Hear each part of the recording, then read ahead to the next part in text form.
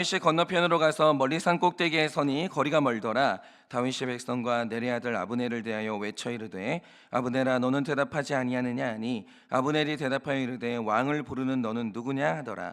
다윗이 아브넬에게 이르되, 내가 용사가 아니냐? 이스라엘 가운데 너 같은 자가 누구냐? 그러한데 내가 어찌 내 주 왕을 보호하지 아니하느냐? 백성 가운데 한 사람이 내 주 왕을 죽이려고 들어갔었느니라. 내가 한 이 일이 옳지 못하도다.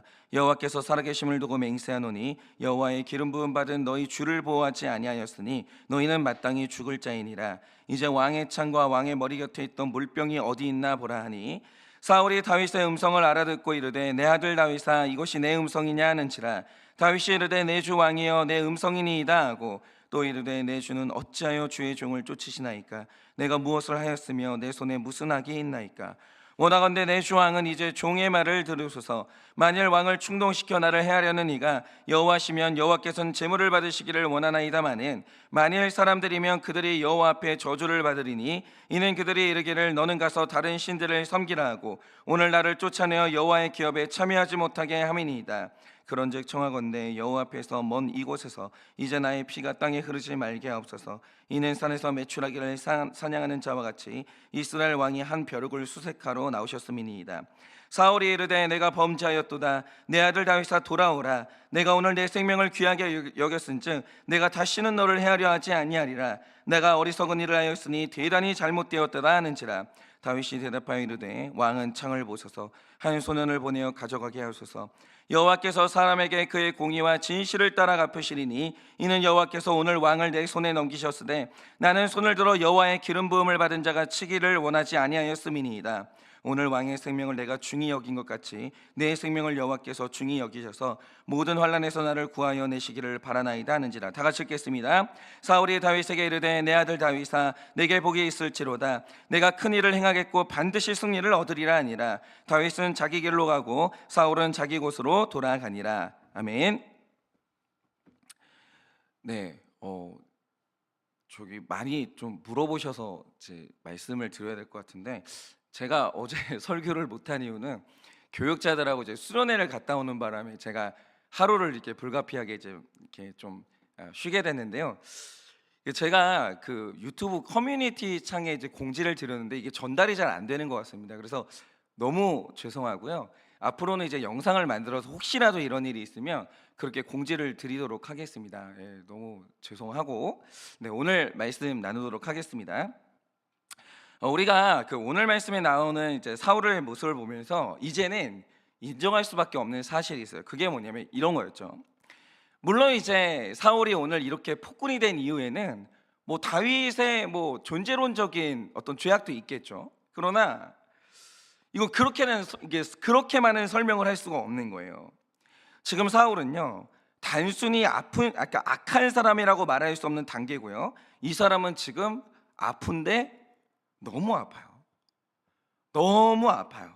그러니까 지금 사울은 정상이 아니에요. 그런데 지금 이걸 저만 느끼는 게 아니지 않습니까? 아마 사무엘상 말씀을 꾸준히 묵상하신 분들은요, 사울에 대해서 이제는 저랑 똑같은 생각을 가지실 거예요. 왜입니까? 일단 사울이 지금 다윗을 죽이는 일에 완전히 꽂혔는데, 그 이유가 뭐냐 하면 다윗이 반란을 저지를 거다 확실하다, 장차 내 자리를 뺏을 역적이다, 이런 거거든요. 그런데 일단 이 의심이 합리적인 근거가 있냐? 없습니다. 객관적인 증거도 전혀 없어요. 그러니까 지금 이 불안과 의심은요, 완벽한 망상이에요. 이건 완벽히 망상이에요. 그런데 사울이 지금 여기에 완전히 꽂힌 거예요. 있지도 않은 사실에 꽂힌 거예요. 그리고 더 이상한 증상이 뭐냐? 우리가 얼마 전에 묵상한 사무엘상 24장을 보면요, 다윗이 사울을 죽일 수 있었어요. 그런데 죽이지 않습니다. 그래요, 그냥 사울의 옷자락만 베어내는데 나중에 사울에게 그 옷자락을 보여줘요. 그리고 나는 당신을 죽일 마음이 없다는 걸 자신의 삶으로, 물증으로 증명까지 했습니다. 그러자 이걸 확인했던 사울의 반응이 뭐였습니까? 크게 울면서 그런 말을 해요. 나는 너를 학대했는데 너는 나를 선대했으니 네가 나보다 의롭구나. 사실 나는 장차 네가 왕이 될 것을 알고 있었어. 그러니 장차 네가 왕이 되거든 내 후손을 좀 보호해달라고, 나를 잊어달라고 이렇게 부탁을 하는 거예요. 그리고 자기 왕궁으로 돌아갑니다. 그러면 이 장면을 봤던 사람들이, 정상적인 사람들은 다 똑같이 할 만한 생각이 뭐겠습니까? 드디어 사울이 정신을 차렸구나, 객관적인 증거를 보고 다윗을 믿게 됐구나, 이제 화해를 하겠구나, 이런 생각을 하잖아요. 그런데 사무엘상 26장 말씀을 딱 펼치니까 등장하는 본문이 뭡니까? 사울이 또 다윗을 죽이려고 해요. 그리고 하길라산으로 이제 출동을 하는 거예요. 그런데 너무 웃기는 게 뭐냐, 이때도 다윗은 아무도 모르게 사울이 자고 있는 텐트 안으로 들어가는데 성공을 해요. 그리고 그 자리에서 사울을 죽일 수 있었습니다, 얼마든지. 그런데 또 죽이지 않아요. 그리고 자기가 거기 들어갔었다는 증거인 창과 물병만 들고 나오는 거예요. 그게 오늘 말씀의 내용입니다. 그리고 또다시 멀리 있는 산꼭대기로 올라간 다음에 사울을 깨우는 거예요, 일어나라고. 그리고 내 손에 지금 들려있는 당신의 물병과 창을 좀 보라고. 나는 당신이 자고 있는 사이에 얼마든지 당신을 죽일 수 있었는데, 그런데 내가 당신을 죽이지 않았냐고. 이래도 나를 못 믿겠냐고. 나를 좀 믿어달라고 이런 식으로 간곡하게 외치죠. 그러자 오늘 말씀이죠, 21절 말씀을 보면 뭐라고 말합니까? 사울이 이렇게 말합니다. 사울이 이르되 내가 범죄하였도다. 내 아들 다윗아 돌아오라. 내가 오늘 내 생명을 귀하게 여겼은즉 내가 다시는 너를 해하려 하지 아니하리라. 내가 어리석은 일을 하였으니 대단히 잘못되었도다. 이렇게 얘기를 해요. 그러면 보세요, 정상으로 돌아온 것 같죠? 그런데 나중에 보면요, 사울이 또 다윗을 죽이려고 해요. 또. 그러니까 지금 사울은요, 정상이 아니에요. 정상이 아니에요. 그러니까 지금 사울의 모습을 보면 아파도 너무 아프다는 건, 이건 의사가 아니어도 이제 다 알아요. 의사가 아니어도. 그러면 제가 이제 여기까지 왔을 때 사울의 증상이 너무 궁금한 거예요. 도대체 이게 무슨 병명인가? 병이 있는 거 이제 너무 확실한데 이건 무슨 병이냐 이거죠. 물론 정확한 병명은 전문가가 나서서 진단을 해야 알겠지만, 사울이 죽었잖아요. 그러니까 이 사람이 지금 병원에 갈 수는 없는 거고, 그러면 이제 성경에 나타나는 그의 모습만 보면서 일단 추측은 해볼 수가 있는 거잖아요. 그래서 혹시 누군가가 사울의 증상을 추측한 사람이 있지 않을까 해가지고 또 이제 찾아봤죠. 다행히 몇 개의 글이 있더라고요.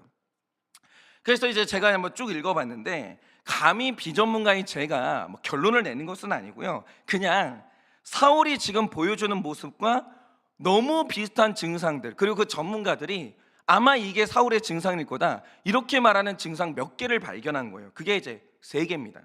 그럼 이게 뭐냐? 일단 첫 번째는 편집성 성격장애가 있고, 조울증이 있고, 반사회적 성격장애가 있는 거예요. 말하자면 이런 겁니다. 일단 편집성 성격장애를 보면 이런 거예요. 우리가 뭔가를 의심한다. 의심 자체는 절대로 나쁜 게 아니에요. 여러분, 우리가 집을 사고 팔 때 상대방을 의심해 본다. 합리적이죠. 인간이 약속을 지키는 존재가 아닌데 의심해 봐야죠. 그러니까 합리적이고 신중한 사람이라면 때로는 뭔가를 의심해야 될 때가 있는 거예요. 그런데 편집성 성격장애라는 게 뭐냐면, 이 사람들은 근거도 없는데 일단 사람을 의심해요. 여기로 완전히 치우친 거예요. 일단 의심해요. 다시 말해서 아무리 증거를 보여주고 시간을 들여서 진정성을 증명한다고 해도 신뢰를 하는 게 안 되는 거예요. 그러니까 안 돼요. 이건 장애예요. 그리고 내 주변의 사람들이 지금 나를 속이고 있고, 나 모르게 어딘가에 나 모르는 카톡방이 있고, 계속 음모가 형성되고 있다는 막연한 생각을 계속해요. 그러니까 마음 한쪽이 늘 불안해요. 늘 불안해요. 그러니까 이런 사람들이 의처증, 의부증에 걸리는 거죠. 그래서 우리가 세상을 보면 어떤 일이 일어날 때마다 상식적인 걸 받아들이지 못하는 사람들이 있거든요. 무슨 일이 일어나면 외계인이 했다느니, 코로나가 빌 게이츠가 뭐 세상을 정복하는 뭐 음모라느니 하면서 상식적인 건 하나도 믿지 못하고 계속 음모론을 주장하는 사람들이 있어요. 그러니까 이런 사람들이 바로 편집성 성격 장애라고 보시면 돼요. 근데 요거는 사울에게 똑 떨어지는 증상이에요. 그러니까 못 믿어요. 아무리 증거를 보여줘도 이제는 믿는 게 안 되는 거예요. 이거는 장애예요. 그런데 여러분, 왜 이 사람들이 이렇게 음모를 상상하겠습니까? 자기를 보호하고 싶은 욕구가 병적으로 집착하는 거예요. 그러니까 이런 사람의 특징이 있는데, 그게 뭐냐면 모욕을 당하면 용서가 없어요. 한 번 나에게 어떤 사람이 수치를 줬다? 용서를 못해요. 아무리 용서하고 싶어도. 그래서 이제 공격받았다는 생각이 들면 참지를 못하고 반격을 해야 직성이 풀려요. 이게 안 잊혀지는 거예요, 이 화가. 그런데 사울이 이런 모습을 보여주잖아요. 그러니까 사울이 다윗에게 이 적대감을 품었던 트리거가 뭐냐면, 사울은 천천히요, 다윗은 만만이다, 이 노래가 트리거였거든요. 물론 이 노랫말이 기분이 나쁘다는 건 인정을 해요. 그러나 사실 이 노랫말의 뜻을 냉정하게 이제 보면, 이건 사울을 비하하는 게 목적이라기보다는 다윗을 칭찬하는 게 이 노래의 핵심이거든요.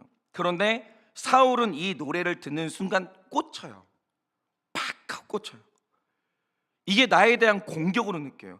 그리고 한 번 느낀 수치심이 해결되지 않으면서 다윗에 대한 이 반역에 대한 망상이 계속 발전해요. 계속 발전을 해요. 야, 이러다가 잡아먹히겠는데? 좋겠다. 다윗이 지나가다 웃는다. 저거 사람들이 나를 지지하니까 이거 나를 비웃네? 이런 식으로 계속 망상이 발전을 하는 거예요. 그러다가 어느 날 다윗은 나를 죽일 게 확실해, 이런 믿음이 확정되면서 그를 죽이는 게 자기 인생의 가장 중요한 일이 되는 거예요. 내가 반드시 너랑 이혼할 거야. 내가 반드시 너를 죽일 거야. 이렇게 되는 거예요. 그런데 또 문제는 뭐냐? 이 사람이 조울증이 있어요. 그러니까 제가 몇 개의 글을 읽어봤는데 모든 글들이 공통적으로 지목하는 증상이 사울의 조울증이더라고요. 그러니까 이 사울이 우울한 기분으로 들어갔을 때는 다윗에 대한 망상, 안 좋은 부정적인 생각이 그를 계속 괴롭히는데, 조증이 찾아올 때가 있어요. 조증이 찾아오면 다윗에 대한 태도가 급격하게 바뀌어요. 그리고 갑자기 부르는 게 뭐냐?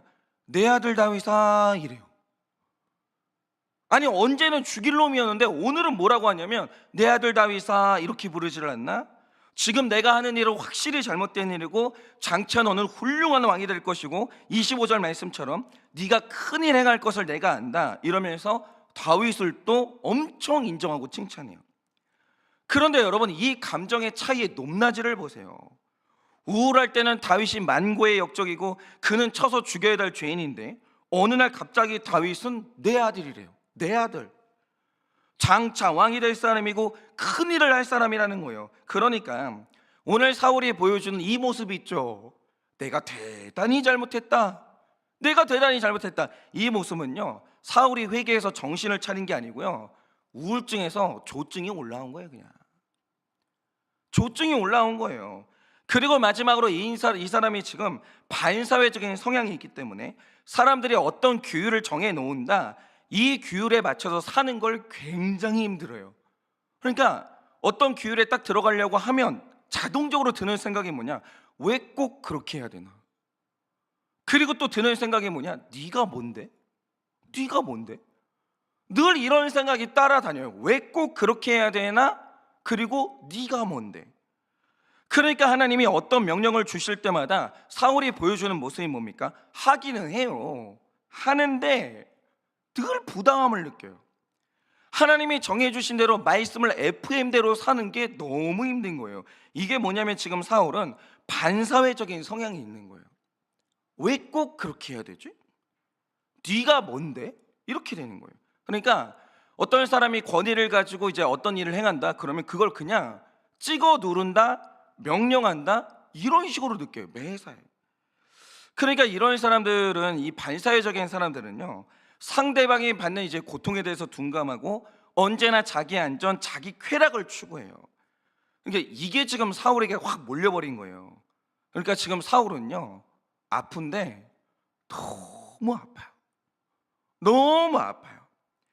그런데 사무엘상의 내용이 말씀해 주는 게 이겁니다. 이게 여기서부터가 문제인데, 그게 뭐냐면, 이렇게 이제 사울처럼 아픈 사람이 남이다, 안 볼 수 있다, 그럼 이제 도망가면 되는 것이고 안 보면 되는 거예요. 그런데 문제는 이런 사람을 내가 내 배우자로 만나고 내 자녀로 만나면 그때는 어떻게 하실 거냐 이거예요. 어떻게 하실 거예요? 그러니까 여러분이 한번 다윗을 보세요. 만약에 사울이 우리 옆집에 사는 아저씨다, 그럼 내가 이사를 가든지 그 사람하고 최대한 엮이지 않으려고 노력하면 되는 거예요. 그러면 고난이 없는 거예요. 근데 문제는 이렇게 아픈 사람이 우리나라 왕이에요. 근데 그 왕이 나를 죽이는데 꽂힌 거예요. 안 볼 방법이 없는 거예요. 내가 도망가도 쫓아온다니까요. 그러니까 벗어날 방법이 없는데, 이 사람이 지금 미친 왕이기 때문에 내가 죽여서 해결할 수 있다. 그럼 다윗의 고난이 빨리 끝났겠죠. 근데 이상한 명령이 떨어져요, 다윗한테. 그게 뭐냐? 지금 내가 이유가 있어서 사울을 세웠기 때문에 내가 정한 날에 내가 처단해. 네가 인위적으로 처단하지 마. 안 돼. 하나님이 또 막으시는 거예요. 그러니까 다윗이요, 죽겠는 거예요. 이 사람이 왕이기 때문에 내가 도망가도 나를 쫓아와요. 그럼 죽일 수 있냐? 죽이지도 말래요. 어쩌라는 거예요. 하나님이 나를 고문하는 것 같은 거예요. 그러니까 지금 내 인생에 너무 아픈 사람을 만나는데, 이 사람이 안 볼 수가 없는 사람이에요. 남편 아내로 만났어요. 그러면 이혼하면 끝이냐? 하나님이 이혼도 하지 말라는 거예요. 뭐 어쩌라는 거예요 도대체. 어쩌라는 거냐고요. 그런데 지금 우리 중에 이런 상황에 처한 분들이 얼마나 많냐 이거예요. 여러분도 다 느끼시겠지만 이 사울이라는 존재가 멀리서 보면 키 커요. 얼굴이 준수해요. 너무 좋습니다. 멀리서 보면 뭐 이렇게 사울이라는 사람은 너무 좋은 사람이에요. 근데 사울을 가까이에서 가족이 되잖아요. 환자인 게 그때 보이는 거예요. 그런데 여러분, 본질적으로 가족이라는 건요, 다 이래요. 여러분, 우리가 어떤 남자 어떤 여자랑 결혼할 때 연애를 하면요, 연애는 화장하고 만나는 사이예요. 누가 연애를 화장 지우고 해요?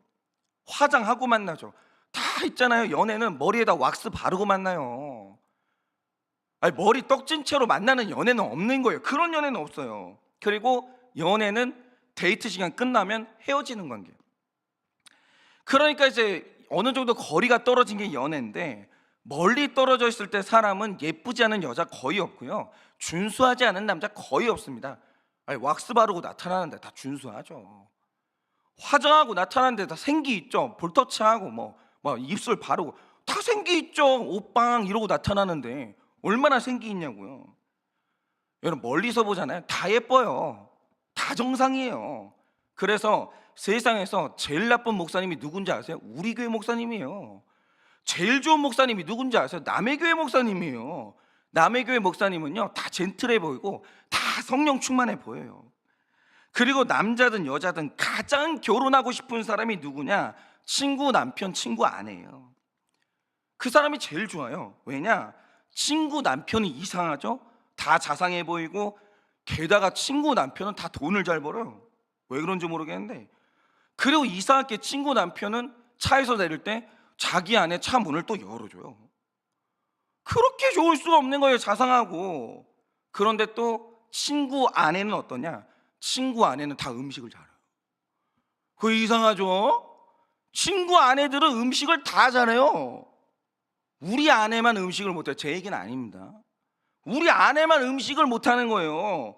남의 아내는 다 애 잘 키우고요, 다 가정적이에요. 다 가정적. 그러니까 멀리서 보잖아요. 다 좋은 사람이에요. 남의 남편, 남의 아내는 다 좋은 사람이에요. 그런 게 그렇게 좋아 보였던 사람하고 딱 식구가 돼서 안 볼 수가 없는 사이가 되는 순간 우리가 알게 되는 게 뭐냐? 내가 결혼한 이 사람이 환자라는 사실이에요. 환자예요. 하는 말이나 생각이 도무지 이해가 안 되고, 비상식적인 생각과 행동을 아무렇지도 않게 해요. 아무렇지도 않게. 여러분, 가까이에서 보는 모든 사람은 다 환자예요. 안 그런 사람은 아무도 없어요. 그래서 재혼하지 말고 그냥 살으란 말이 그거예요. 멀리서 보니까 좋은 사람이지. 여러분, 재혼 3혼을 해보세요. 그러면 드디어 정상적인 사람 만나라. 똑같아요. 인간은 가까이서 보면 다 환자예요. 멀리서 보면 다윗이죠. 가까이서 보면 사울이에요, 다. 그런데 또 그게 고쳐지면 또 몰라요. 문제는 똑같은 문제를 가지고 10년, 20년을 말하는데 변하지를 않아요. 그러니까 이건 우리 배우자만의 문제가 아니고요, 우리가 가깝게 만나는 모든 사람들이 그래요. 인간은 거리가 가까워지면 가까워질수록 환자예요. 그러니까 제가 이혼한 커플들을 만나보면 이렇게 이혼했던 사연들을 들어봐요. 그러면 왜 이런 사람이 싫다고 이혼했지? 그러니까 내가 볼 땐 이 남자도 이 여자도 다 좋은 사람들이에요. 남이 볼 제3자가 볼 땐 이래요. 아니 이렇게 괜찮은 사람이 뭐가 싫다고 이혼했지? 아니 이런 문제로 이혼을 하나? 남의 문제는 다 사소해 보여요. 그런데 그건 남이 볼 때 하는 생각이요. 같이 사는 사람들은요, 이혼하지 않으면 견딜 수 없을 만큼의 고통이 됐던 거예요. 그러니까 우리가 이런 말 하잖아요. 살아봐. 아 그렇게 좋으세요? 아 이 여자가 그렇게 좋아 보이세요? 이 남자가 그렇게 좋아 보세요? 아 좋아요. 살아보세요. 그 정답이에요. 살아보라고요. 진짜 내가 당신이 생각하는 것처럼 이 문제가 그렇게 사소한 문제가 아니고 이 사람이 그렇게 좋은 사람이 아니라는 거예요. 여러분 이렇게 우리가 살다 보면요, 내 가족으로, 내 직장 상사나 부하로, 그리고 내 공동체 일원으로 사울을 만날 때가 있는 거예요. 그러니까 교회는 함부로 옮기는 게 아니에요. 그러니까 우리 교회 이상한 사람 너무 많죠. 그럼 다른 교회 가면요, 거기는 막 교양 있는 사람들이 막 모였어요? 아니라는 거예요. 남의 교회는 다 좋아 보여요. 우리 교회는 다 이상해 보이고. 근데 좋아 보였던 남의 교회가 내 교회 되잖아요. 똑같아요. 다 똑같아요. 그러면 이제 중요한 게 이거죠. 우리는 사울을 만나요. 사울을 만나는데, 그러면 이 사울을 만나게 하시는 하나님의 뜻이 뭐냐 이거죠. 너무 아픈 사람을 만나는데 이 사람하고 헤어질 수도 없어요. 근데 또 하나님이 죽이지도 말래요. 그럼 이런 사람을 만나는 이유가 뭐냐 이거죠. 제가 이 사울이라는 존재를 놓고 반복적으로 들어야 되는 말씀이 있어요. 그게 뭐냐, 제가 재미있는 이야기를 하나 해드릴게요.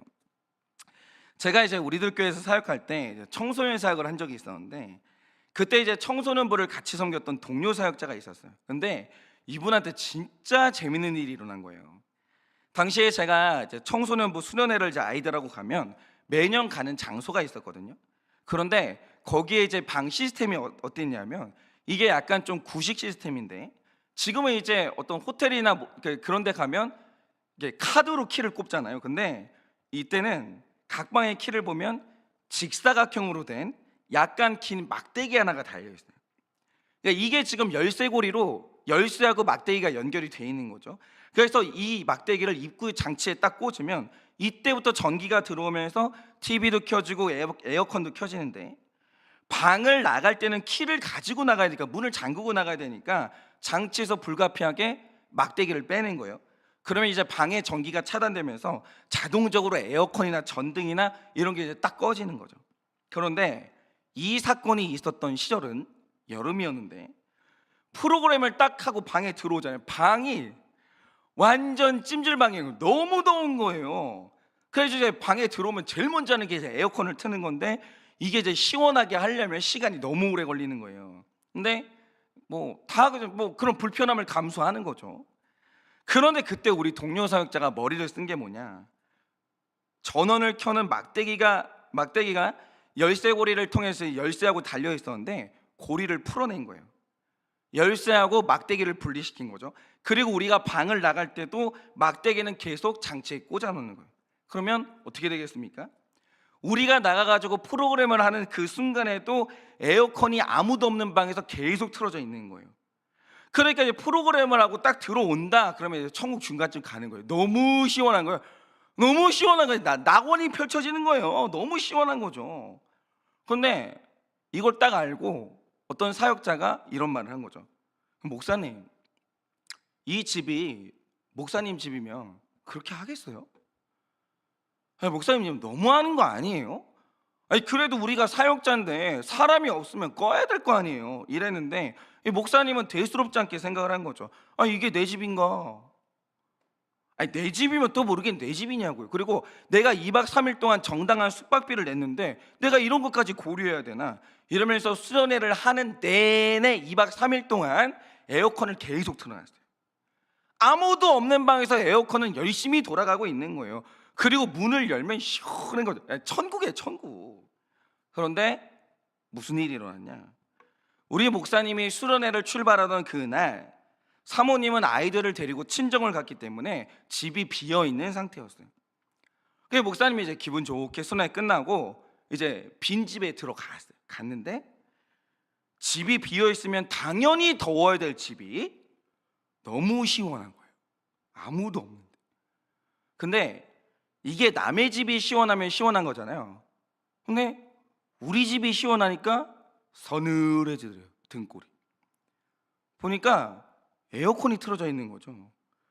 그래서 이제 목사님이 일말의 희망을 가지고 혹시 우리 아내가 먼저 돌아와서 에어컨이 틀어져 있나 보니까 집이 아무도 없는 거예요.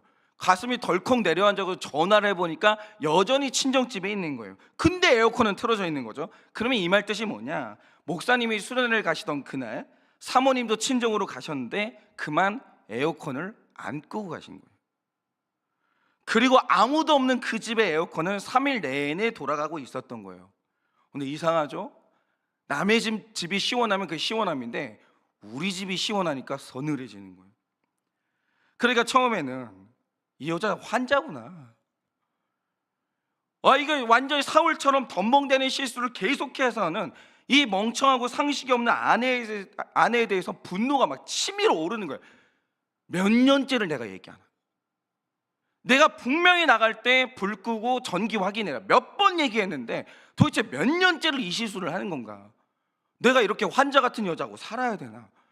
아니 이번 여름에 에어컨을 3일 동안 틀었으면 누진세가 붙어가지고 전기세 폭탄이 터질 텐데 네가 내라, 네가 내라. 내가 왜 이런 여자하고 살아야 되나 이러면서 막 혈기가 폭발을 하려고 하는데 그 순간 목사님의 머릿속에서 딱 생각나는 말이 뭐냐. 내가 아무도 없는 숙소에 에어컨을 하루 종일 틀고 있을 때 동료 목사님이 그 말을 했죠. 목사님, 이 집이 목사님 집이면 이 에어컨을 그렇게 틀겠어요? 어떻게 목사님이 이럴 수 있어요? 양심도 없이. 너무하시는 거 아니에요? 라고 했던 말이 딱 생각이 나는 거예요. 그리고 드는 생각이 뭐냐. 우리 아내는 에어컨을 실수로 3일 동안 틀었는데 나는 내 몸의 평안함을 위해서 의도적으로 3일 동안 아무도 없는 방에다 에어컨을 3일을 돌아가게 만든 거예요. 그러니 아무도 없는 집에 3일이나 에어컨을 켜는 그 비상식적이고 멍청한 아내, 고칠 수 없는 아내가 나구나. 이거 나구나. 그리고 내 아내의 사건은 실수지만 나는 의도적이었으니까 내가 더 아픈 사람이구나, 내가 더 죄인이구나, 이 깨달음이 확 오는 거예요. 여러분 잘 보세요. 여러분이 어떤 비상식적인 사람을 만나셨어요? 어떤 아픈 사람을 만나셨어요? 근데 하나님이 그 사람 만나게 하실 때 이유가 뭔지 아세요? 그 사람은 거울이에요. 그거 여러분 모습인 걸 아세요? 여러분만 모르시죠? 여러분이 자기 모르시니까. 그러니까 하나님이 여러분 죄를 보여주시려고 거울을 하나 딱 세우시는데 그 거울이 뭐냐? 내 앞에 있는 사울이에요. 여러분 성경이 명백하게 얘기하잖아요. 다윗이 사울을 만났거든요. 그 사울의 모습이 누구 모습이에요? 장차 다윗 자기 모습이에요. 그런데 그게 내 모습인 걸 전혀 모르는 거예요. 그러면 혈기 폭발하는 거예요. 근데 어느 날 이 사울이 내 거울이고 사울이 나다라는 걸 깨닫는 순간 모든 혈기가 다 사라지고 회개는 그때 나오는 거예요. 그러니까 우리가 사무엘상 말씀을 통해서 계속 배우는 게 뭡니까? 다윗은 이렇게 안 변하는 사울, 이렇게 아픈 사울을 절대 칼로 치면 안 돼요. 그건 하나님이 금하시는 일이에요. 근데 왜 금해요? 이거 단순한 율법이에요? 아니에요. 이유가 뭐냐면 장차 사울보다 더 아파질 사람이 다윗이거든요. 어디 혈기를 내요? 그게 난데. 그러니까 혈기가 나는 사람은 이유가 뭐냐면 사울이 나인 걸 모르는 거예요. 내 앞에 있는 그 아픈 사람이 나인 걸 전혀 모르는 거예요. 근데 그게 보이는 순간 혈기 내는 사람 아무도 없어요. 다 회개로 나아가지. 그러니까 회개하는 사람은 언제나 똑똑한 사람인 거예요. 회개하는 사람은 언제나 성령 충만한 사람인 거예요. 회개가 안 되는 이유가 뭐냐? 의로워서 회개가 안 되는 게 아니에요. 환자예요. 죄송한데 그분이 아프신 거예요. 상대가 아픈 게 아니라. 그러니까 장차 다윗이 용서받고 다윗이 보호를 받으려면 지금 내 앞에 나타나는 사울을 용서하고 그를 보호해야 되는 거예요. 근데 문제는 뭐냐? 지금 다윗이 사울을 정죄하고 칠 수 있었던 기회가 무려 세 번째 오는 거예요. 예수님이 광야에서 세 번의 시험을 당했듯이 지금 다윗이 사울을 정죄할 수 있는 기회가 세 번을 반복적으로 오는 거예요. 이게 뭘 의미하냐? 우리 인생에서 아픈 사람을 무시하고 정죄하면서 이혼하고 싶게 만드는 시험은 반복해서 온다는 거예요. 이건 한 번으로 안 끝나요. 반복해서 와요. 사울은 아픈 사람이고 쉽게 변하지 않는 사람이기 때문에 사울 죽이고 싶은 이 마음은 반복적으로 찾아옵니다. 야, 이래도 회개할래? 이건 회개할 일이 아니야. 야, 사울은 아파도 너무 아프잖아. 어떻게 맨날 회개로 나아가?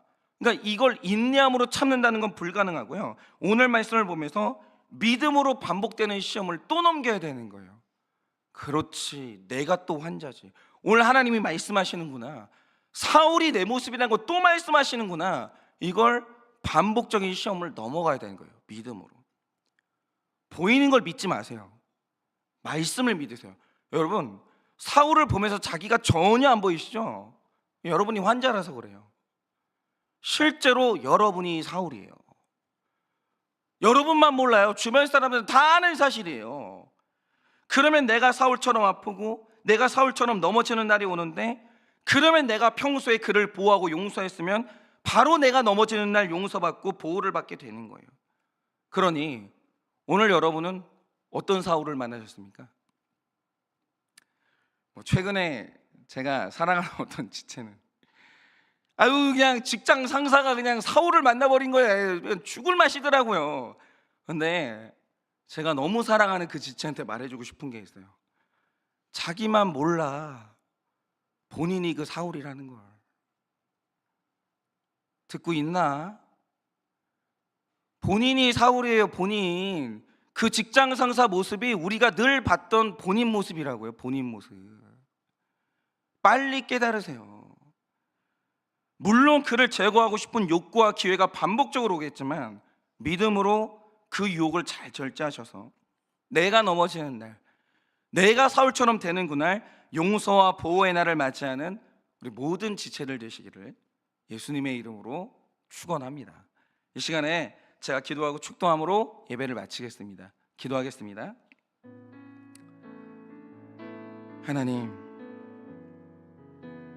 지금 우리 지체들이 인생에 피할 수가 없는 사울을 만나 너무 고통스러워하는 사랑하는 우리의 지체들이 있습니다. 그냥 정죄하기 싫어서, 무시하기 싫어서 도망가고 싶은데 그가 나를 쫓아오고 도망갈 수도 없습니다. 그런데 또 주님께서는 이혼도 하지 말라고 하고 죽이지도 말라고 하십니다. 주님, 왜입니까? 왜입니까? 오늘 하나님께서 말씀하십니다. 그 이유가 뭐냐면 네 앞에 있는 그 사울이 너이기 때문이다. 이 사울이 아니고서는 네가 너 자신을 볼 수가 없기 때문에 너는 이 사울을 통해서 너를 봐야 된다. 너는 회개로 나아가야 된다. 그래야 네가 산다. 오늘도 하나님께서 우리에게 그렇게 외치십니다. 주님, 지금은 보이지 않을 수 있습니다. 지금은 인정되지 않을 수 있습니다. 그러나 오늘 100% 오르신 하나님께서 다윗이 사울이라고 그렇게 말씀하시니 오늘 우리가 이것을 믿고 반복되는 시험을 넘어가 오늘도 회개로 나아가는 이 하루가 될 수 있도록 은혜를 허락하여 주시옵소서. 지금은 우리 주 예수 그리스도의 은혜와 하나님 아버지의 그 크신 사랑과 성령님의 위로하시고 교통하여 주시는 그 역사하심이 오늘도 내가 사울인 것을 인정하여 정죄하지 아니하고 용서와 보호로 나아가 나 또한 용서받기를 원하는 사랑하는 모든 주의 종들의 머리 위에 지금으로부터 영원 무궁토록 함께 있을지어다. 아멘.